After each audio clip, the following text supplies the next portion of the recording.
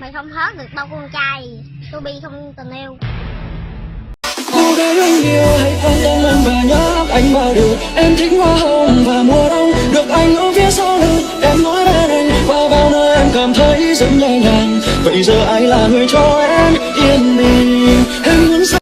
Bố mẹ ở nhà thì còng lưng ra nuôi đi học. Yêu với đưa cái gì hả? Yêu với đưa cái gì? Anh khi yêu thương anh gìn giữ vẫn ngon lành, xóa những hy vọng